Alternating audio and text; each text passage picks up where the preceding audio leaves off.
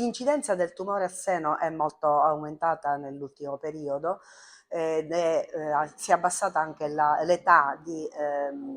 scoperta, diciamo, della prima diagnosi di tumore al seno.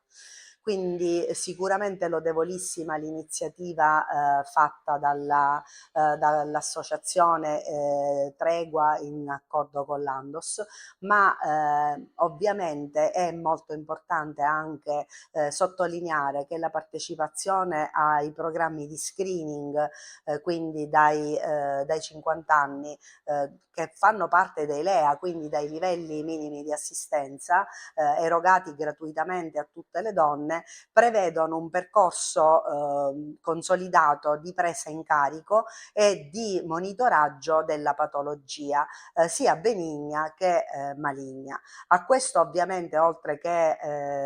parlare dell'incidenza del tumore della mammella, è molto importante ricordare che l'ASP, che rappresento,